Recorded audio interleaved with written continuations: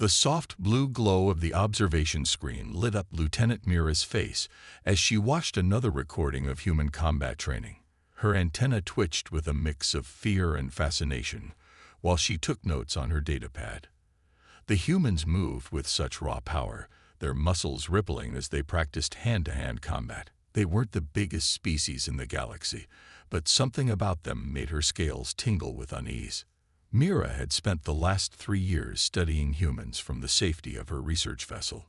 The Stellar Coalition's High Command had assigned her this task after reports of human expansion reached their territories. They needed to understand these strange beings who could run for hours without rest and heal from injuries that would kill most species.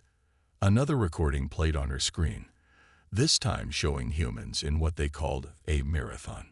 Mira shook her head in disbelief as she watched them run under the burning sun for hours. No sensible species would put themselves through such torture, yet the humans seemed to enjoy it. They even smiled and cheered each other on, their bodies covered in sweat. "Lieutenant," called out Officer Trell from the ship's bridge, "we're picking up unusual readings from Sector 7. Mira switched off the recording and moved to her command chair. Her fingers danced across the control panel, bringing up the sensor data. "Show me the details," she ordered, her professional tone hiding her relief at the distraction. She had watched enough human footage for one day. The readings came from the edge of neutral space, right where the Coalition's territory met the human borders.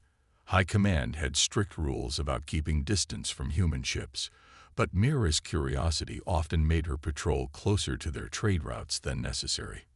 As she studied the sensor data, a small alert flashed on her screen.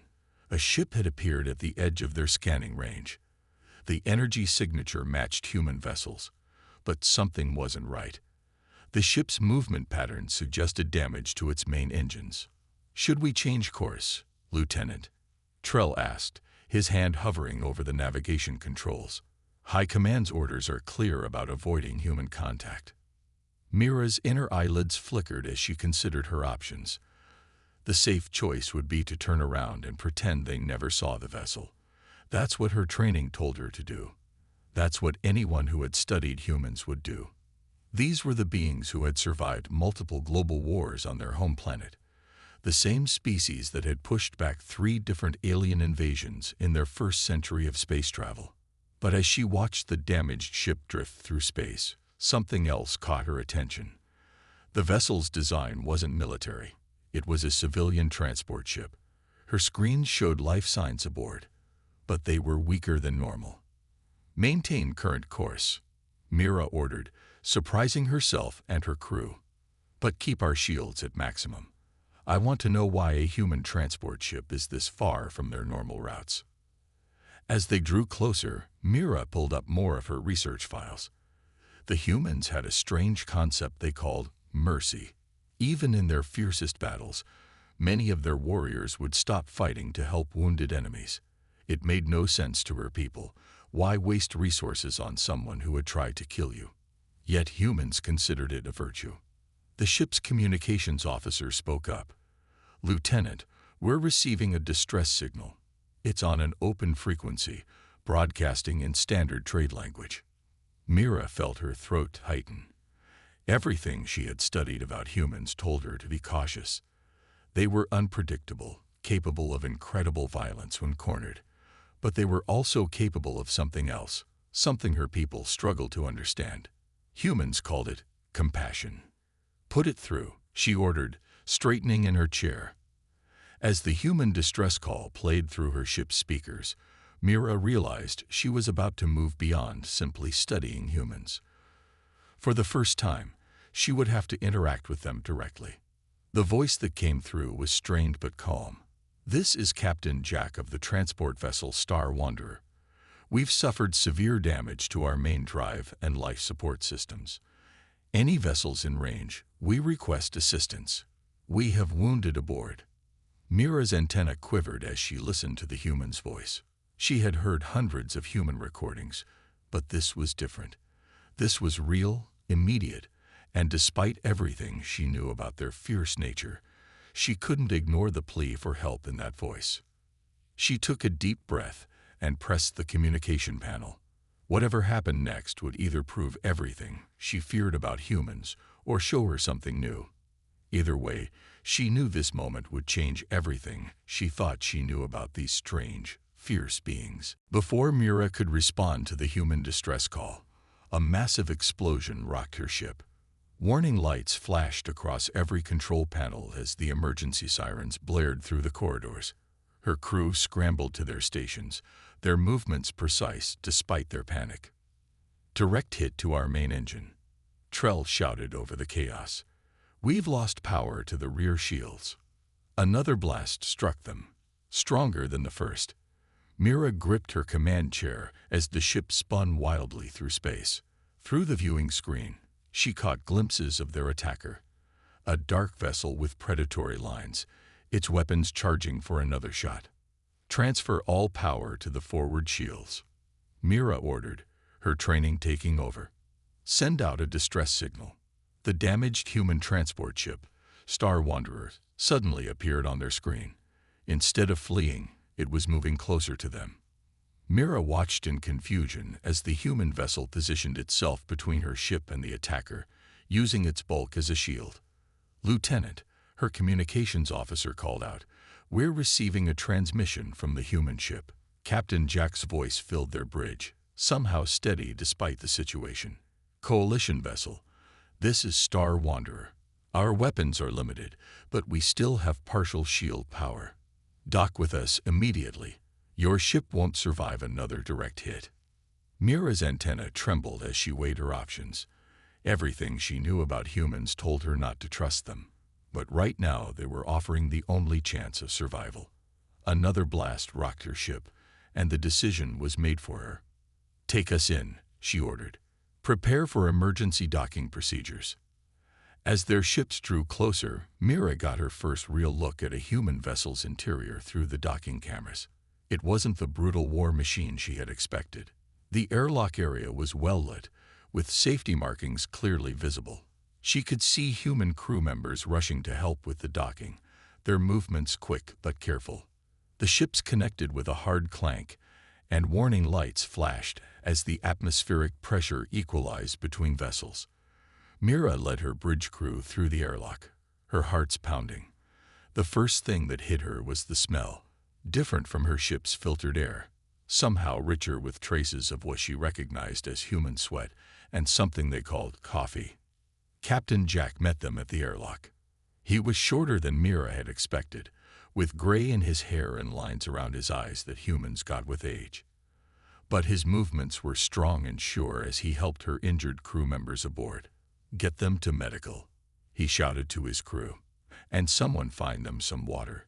Their biology report says they need more hydration than we do."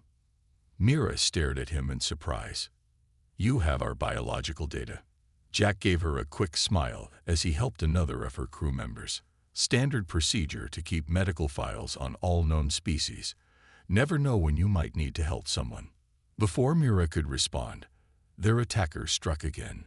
Both ships shuddered with the impact. Jack stumbled but caught himself against a wall, then quickly moved to a nearby control panel. "Your ship's done for," he said, checking the readings. "The attacker hit your engine core. It's going to breach in minutes. We need to detach now." Mira watched in horror as her ship, her command, began to break apart. The human crew worked with incredible speed, detaching the docking clamps just as the core went critical. The explosion lit up space behind them as Jack's crew rushed to battle stations. "Who are they?" Mira asked, following Jack to his bridge. "Why did they attack us?" "Pirates, most likely," Jack replied, his voice grim. "They've been hitting ships in this sector for months. That's why we were out here, trying to track their movements." He turned to face her, his expression serious. "Look, I know your people don't trust us, but right now we need to work together, or none of us are getting out of this alive." Mira looked around the human bridge. It wasn't like the sterile, efficient command centers she was used to. Personal items decorated crew stations, and the air smelled of more coffee and something sweet. The crew moved with purpose, but they also talked to each other, sharing quick jokes even in this crisis. These humans were nothing like the fierce warriors she had studied in her reports. Yet as she watched them work to save both their crews, she realized they might be something even more remarkable. They were survivors, and right now, they were her only hope of becoming one too. The Star Wanderer shuddered as another blast struck its shields. Mira watched in amazement as the human crew worked together, their movements smooth despite the chaos. Captain Jack stood at the helm, calling out orders while checking sensor readings on multiple screens. "Those pirates are herding us toward the asteroid field," he said, pointing to a dense cluster of rocks ahead. "They think we'll be easy prey in there." Mira's antenna twitched nervously. "The asteroids will tear this ship apart. We should try to outrun them." Jack shook his head, a strange smile forming on his face. "Actually, those asteroids might save our lives. Humans have a saying. Sometimes the best place to hide is right where the enemy expects you to die." Before Mira could argue, Jack turned to his crew. "All hands, prepare for close quarters maneuvering. Engineering, redirect power from weapons to the forward shields. We're going asteroid diving." The Star Wanderer plunged into the field of spinning rocks. Mira gripped a nearby railing, certain they were about to die. But as she watched, she began to understand the humans' plan. Jack wasn't just flying through the asteroids. He was using them as cover, dancing between the rocks with incredible precision. "Your species can't possibly have reflexes this fast," Mira said, watching Jack's hands fly over the controls. Jack laughed, never taking his eyes off the view screen. "We don't. But we've got something better. We can predict patterns. Every asteroid follows basic physics. Once you understand the dance, you can join in." The pirate ship followed them into the field but struggled to match their maneuvers. Its larger weapons couldn't lock onto the Star Wanderer through the chaos of tumbling rocks. Several shots went wide, destroying asteroids instead of their target. "They're getting frustrated," Jack said, his voice tight with concentration. "That's when they'll make mistakes. Mira, I need your help. Your people are better at tracking multiple objects than humans. Can you watch our rear sensors?" Mira moved to the sensor station, surprised by the request. The display showed dozens of asteroids, all moving in different directions. To her species' eyes, each object left a faint trail showing its trajectory. She could see patterns forming that the humans might miss. "Large cluster coming up behind us," she called out. "If you turn 30 degrees port, it will block their line of sight." Jack followed her instruction without hesitation. Seconds later, a pirate's shot struck the asteroid cluster, sending fragments spinning everywhere. The pirates lost sight of them in the debris cloud. "Perfect," Jack exclaimed. "Keep that up. We'll have them chasing shadows in no time." For the next hour, human and alien worked together in an intricate dance through the asteroid field. Mira's ability to track multiple objects combined with Jack's intuitive flying style kept them one step ahead of their pursuers. She found herself admiring how the humans adapted so quickly, never questioning her suggestions, even though she wasn't part of their crew. During a brief quiet moment, as they hid behind a particularly large asteroid, Mira noticed something strange. The human crew was tired. She could smell their stress hormones. But they weren't afraid. Instead, they seemed almost excited by the challenge. "I don't understand," she said to Jack. "In my studies, humans were always described as fierce warriors, but you're not fighting. You're solving puzzles, working together, treating this like some kind of game." Jack checked their position before answering. "Being fierce doesn't always mean fighting. Sometimes it means being clever enough to avoid a fight, or brave enough to trust someone you've just met." He glanced at her with those strange human eyes. "Your people have been watching us from a distance, seeing only what they expect to see. But humans are at our best when we work with others, combine different strengths. That's what makes us fierce, not our ability to fight, but our ability to adapt and cooperate." A warning light flashed on Mira's console, interrupting their conversation. The pirates had split up, trying to circle around the asteroid field to trap them. But instead of feeling afraid, Mira felt something new. A spark of that same excitement she'd sensed in the human crew. Maybe this was what made humans so special. They didn't just survive challenges. They learned from them, grew stronger through them. She looked at the sensor display, already forming a plan. "Captain, I think I know how we can turn their strategy against them. But it's going to require perfect timing and trust on both sides." Jack's smile grew wider. "Now you're thinking like a human. Let's hear this plan of yours." The dim emergency lights cast long shadows through the Star Wanderer's corridors as Mira followed Jack to the engine room. Their plan had bought them time, but the pirate ships were still out there, waiting. The constant rumble of damaged engines reminded everyone that they couldn't hide in the asteroid field forever. "I recognize their attack pattern now," Mira said, ducking under a hanging power cable.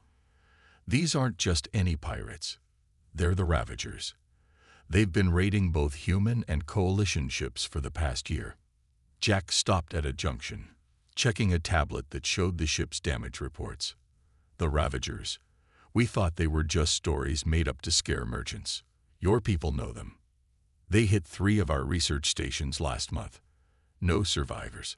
Mira's antenna drooped slightly. "We thought they were working with humans at first, because of how fierce their attacks were." The engine room was a maze of pipes and humming machinery. Human crew members worked at various stations, their faces streaked with grease and sweat. The air was thick with the smell of burnt circuitry, and something Mira's translator identified as coffee again. "Always with the coffee," she muttered, making Jack laugh. "It's how humans solve problems," he explained, leading her to a central control panel. "That, and telling stories. Speaking of which, want to hear how my grandfather survived when pirates attacked his mining operation?" As they worked on the engines, Jack told the story. His grandfather had been trapped in a similar situation, but instead of fighting, he tricked the pirates into thinking his worthless mining scraps were valuable, then escaped while they wasted time collecting garbage. "That's why the Ravagers keep winning," Mira realized, helping a human engineer lift a heavy panel. "Everyone expects pirates to be simple raiders, but they're smart. They study their targets, learn their weaknesses, just like I was studying humans. And just like you, they're seeing what they expect to see." Jack wiped his hands on his uniform. "They think we're trapped in here. 2 damaged ships, easy for the picking. They don't realize we're making repairs." More stories came out as they worked. The human crew shared tales of close calls and clever escapes, each one teaching Mira something new about how humans thought. They didn't just fight their way out of problems. They tricked them, solved them, sometimes even turned them into opportunities. There was this one time, a young engineer said while reconnecting power cables, when pirates thought they had us cornered near Jupiter. So the captain loaded our empty cargo containers with reactor waste and launched them like torpedoes. The pirates spent so much time dodging what they thought were bombs, we slipped away in the confusion. Mira's antenna twitched with interest. "You used deception in battle." "My people considered that a sign of weakness.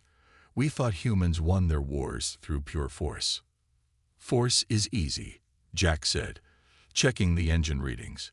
"Wisdom is knowing when not to use it.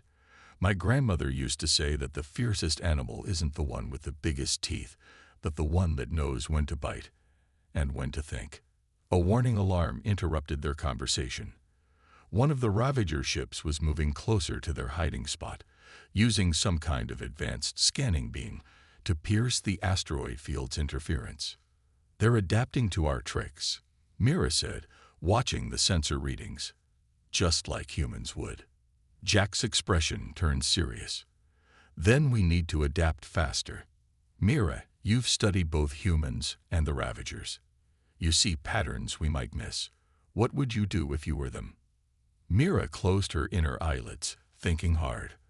All her years studying humans had taught her to look for aggression, for signs of their legendary fighting spirit. But working with them now showed her something different. Humans weren't just warriors. They were problem solvers, storytellers, beings who turned their struggles into lessons. "The Ravagers expect us to either run or fight," she said slowly, an idea forming. "Just like I expected humans to be nothing but fierce warriors. But you showed me there's always another way." She looked at Jack, her antenna quivering with excitement. "What if we could make them see something they don't expect? Something that goes against everything they think they know about both our species?"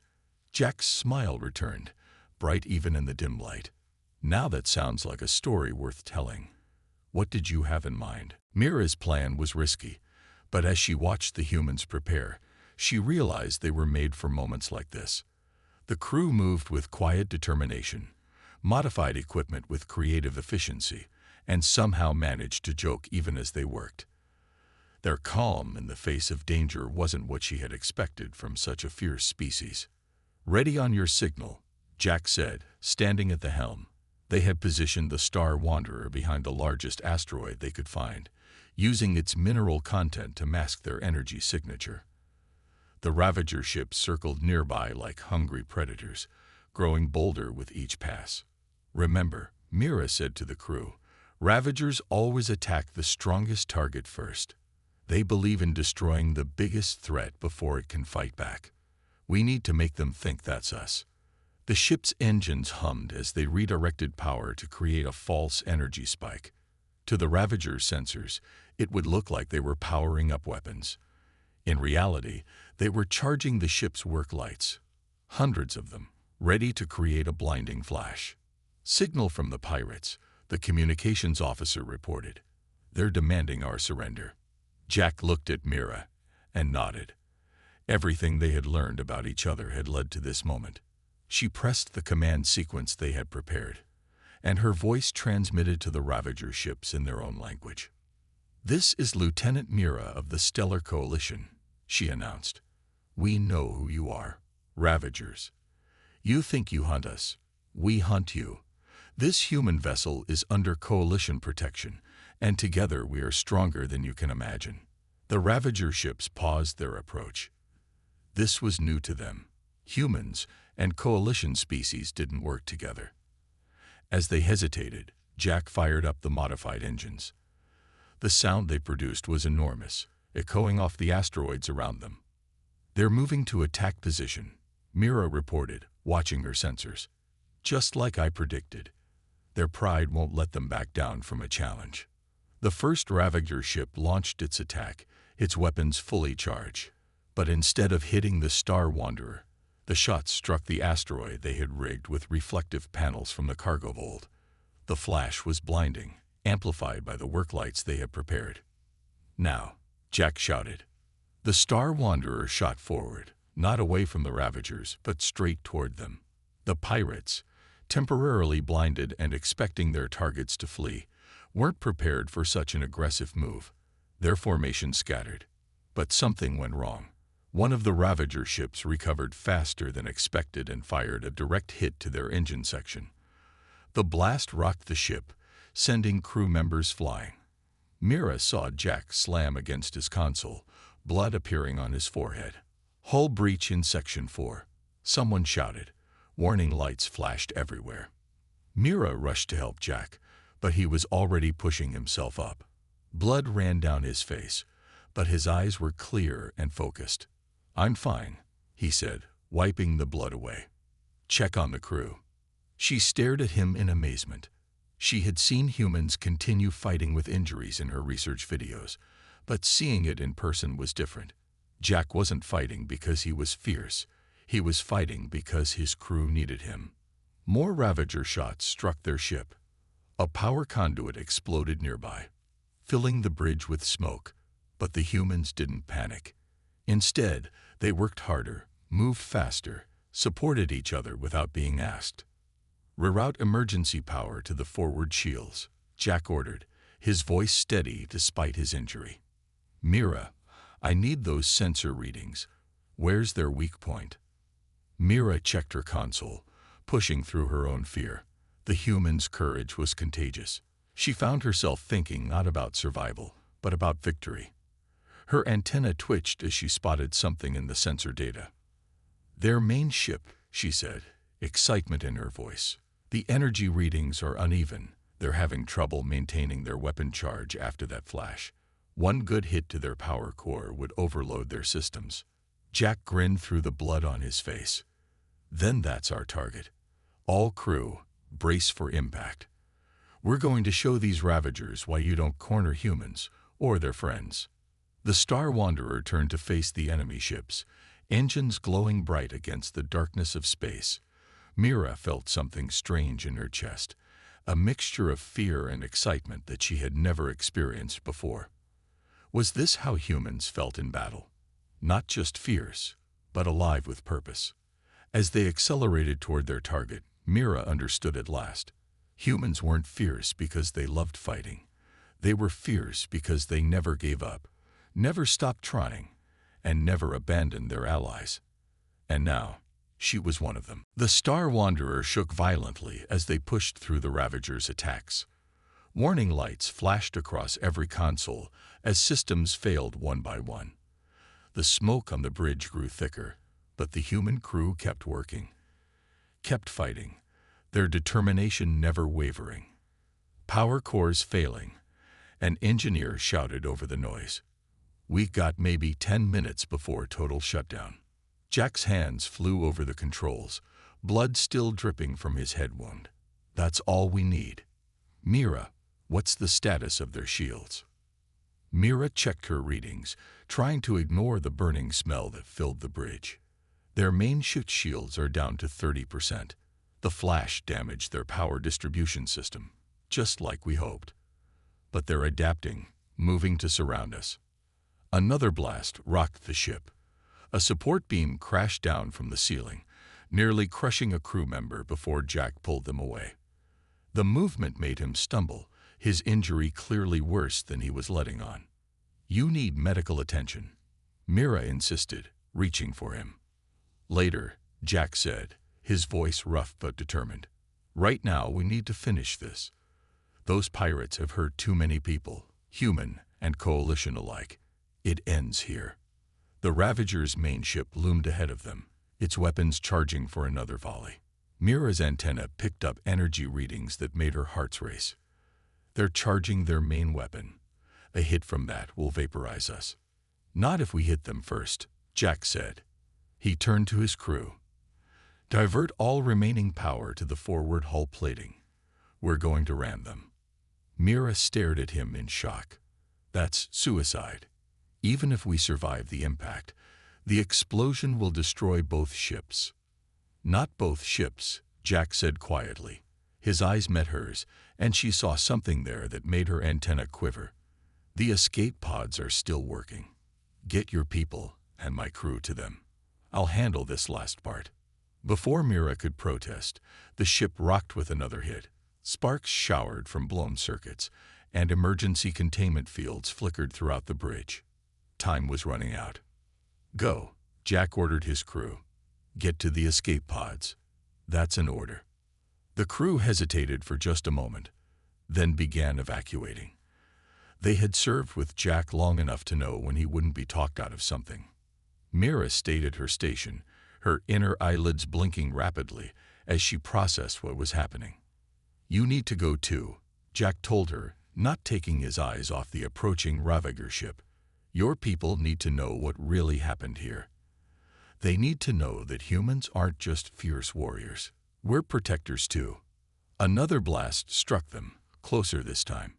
The ship's hull groaned under the strain. Mira made her decision. Instead of heading for the escape pods, she moved to the navigation controls. "What are you doing?" Jack demanded. "Being fierce," she replied, her fingers flying over the controls. "You humans aren't the only ones who can be protective. I'm calculating the exact point to strike their power core. If we're going to do this, we're going to do it right."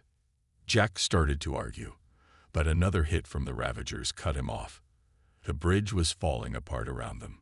Through the viewport, they could see escape pods launching, carrying their crews to safety. "Their weapons almost charged," Mira reported. "We have one chance at this." The Ravager ship grew larger in their view, its massive weapon port glowing with deadly energy. Mira's calculations appeared on Jack's screen. The exact point they needed to hit, the precise angle of approach. Together then, Jack said, managing a smile despite his pain. Show me how fierce the Coalition can be. They pushed the engines to their limit, aiming straight for the weak point in the Ravager's hull. The enemy ship fired its main weapon, the deadly beam of energy reaching out toward them. At the last possible second, Jack rolled their ship, following Mira's calculations perfectly. The beam grazed their hull, tearing away huge sections of the ship. Warning sirens blared as systems failed catastrophically, but they stayed on course, locked onto their target. The last thing Mira saw was Jack reaching for the final control, his expression calm despite everything. Then the world exploded in light and heat, and Mira felt herself falling into darkness. Her last thought was a strange one. She finally understood why humans smiled in the face of danger. It wasn't fierceness at all. It was hope. The steady beep of medical equipment slowly pulled Mira back to consciousness. Her antenna twitched weakly as she tried to make sense of her surroundings. The air smelled different, clean, but with unfamiliar chemicals. When she managed to open her eyes, she found herself in a white room filled with strange equipment. "Welcome back," a familiar voice said beside her. Mira turned her head, wincing at the movement, and found Jack in the next bed. His head was bandaged, and various monitors were attached to his chest. But he was alive. Somehow, they were both alive. "How?" she asked, her voice rough from disuse. "Turns out ramming a ship at full speed isn't quite as fatal when you've got a Coalition shield expert who knows exactly where to hit," Jack said with a smile. "The escape pods picked us up after the explosion. We've been in the Coalition medical station for 3 days." Mira's memories started coming back. The final approach, the calculations, the explosion, the Ravagers. Gone. "Your calculations were perfect. We hit their power core exactly right, and the overload took out their whole fleet. The Coalition rescue ships found pieces of their vessels scattered across half the asteroid field." A Coalition medical officer entered the room, checking their vital signs. Mira noticed something unusual. The officer seemed completely comfortable around Jack, showing none of the fear or tension she would have expected just a few days ago. "Things have changed while you were recovering," Jack explained, noticing her confusion. "The Coalition High Command and human leadership have been talking. Turns out nothing brings two species together quite like taking down a common enemy." Mira tried to sit up, but her body protested. "They're actually working together. But all our studies, all our warnings about human fierceness, are being rewritten," the medical officer said, helping her adjust her position. "By you, actually. Your sensor logs and personal reports from the incident have shown us a different side of humans, one we never bothered to look for before." Over the next few days, as they recovered, Mira learned more about the changes happening outside their medical room. Coalition scientists were working with human engineers, combining their technologies in ways neither species had considered before. Trading ships were establishing new routes, and there was even talk of joint defense patrols. "I still don't understand how you knew it would work," Mira said to Jack one evening as they watched the stars through their room's window. "The attack, the calculations, trusting each other, everything could have gone wrong." Jack adjusted his bandages, considering her words. "Humans have a saying. Sometimes you have to take a leap of faith. We're not fierce because we love fighting. We're fierce because we're willing to try things that might seem impossible, especially when it means protecting others." Mira's antenna moved in what Jack had learned was her version of a smile. "My report to High Command will reflect that. Though I don't think I'll ever understand your species' obsession with coffee." That made Jack laugh, then wince as his injuries reminded him to be careful. "Speaking of reports, I heard they're forming a joint task force to handle cases like the Ravagers. They're looking for officers with experience in human coalition cooperation. Are you suggesting what I think you're suggesting?" "Well, We did make a pretty good team, and I could use someone who knows how to calculate the exact angle to ram a pirate ship. A week later, Mira stood before the Coalition High Command, presenting her final report on humans. But instead of warnings about their fierce nature, she told them about cooperation, creativity, and courage. She told them about a species that was indeed powerful, but whose real strength lay not in their ability to fight, but in their willingness to protect others. When she finished speaking, one of the commanders asked, "And what would you say is the most important thing you learned about humans?" Mira thought about Jack, about the crew of the Star Wanderer, about everything she had witnessed. "I learned that fierceness isn't about how hard you can fight," she said. "It's about what you're willing to fight for. Humans aren't fierce because they're dangerous. They're fierce because they care. And now, thanks to them, we're learning to be fierce too." Through the window of the command chamber, she could see a human ship docking at the station. Its captain would be waiting to discuss their first joint mission. Mira's antenna twitched with excitement as she realized that this wasn't just the end of her old mission. It was the beginning of something much bigger, something fierce and wonderful and new.